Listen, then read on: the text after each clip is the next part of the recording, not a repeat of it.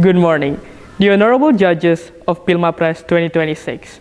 I am Kadek Ongky Dhavinci, and I'm the representative of Institut Seni Indonesia Bali for the 8th region of LL selection.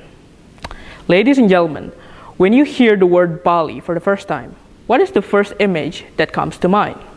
Is it the famous pristine white sands, or is it the shoreline suffocated by plastic packaging waste? We are currently witnessing the island of God being buried under the result of modern consumerism. The environmental cost of this shift is catching up rapidly, marking a dangerous departure from the eco-friendly tradition that once defined this island and its people.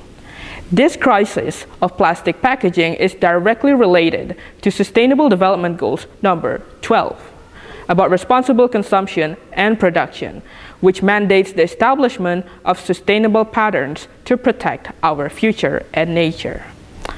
The global image of Bali has always been synonymous with the sublime local wisdom.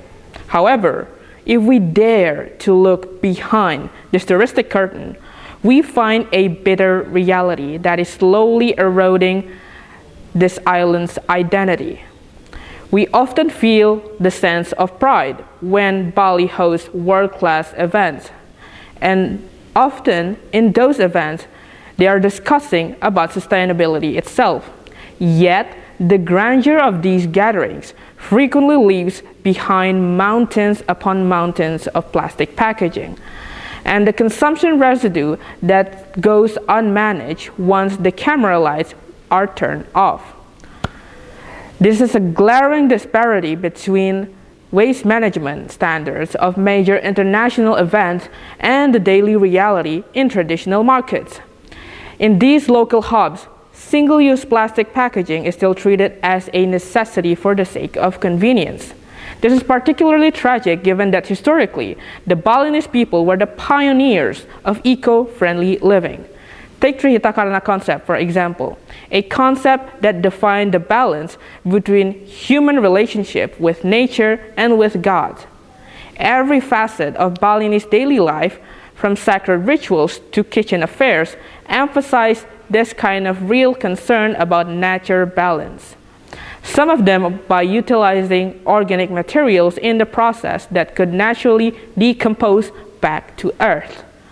This heritage should not remain a distant memory or a piece of aesthetic in a documentary.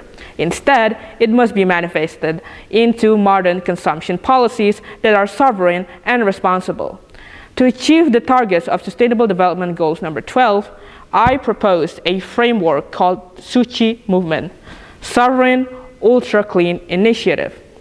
This begins with a visit to our traditional way of enjoying a snack.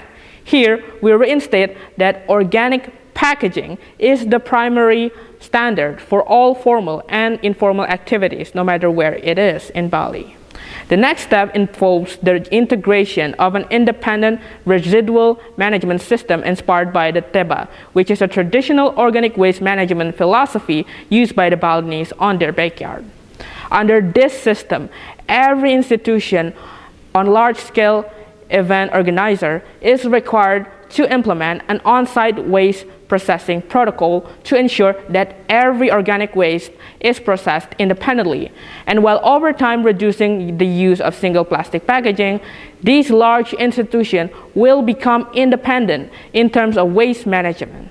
And finally, we must enforce consumption sovereignty by demanding that every producer should minimize the use of single-use plastic packaging options within their line of products, while encouraging society to turn back into a state of mindfulness regarding every object they consume. Through this framework, we are restoring the dignity of Bali as a sacred land by treating our modern lifestyles with the natural rhythms that taught by our ancestors. Ultimately, our success in realizing Sustainable Development Goals number 12 is not measured by how often we discuss it in an international forums, but by how bravely we let go of the false comfort of a single-use plastic to preserve the breath of our nature for generations to come.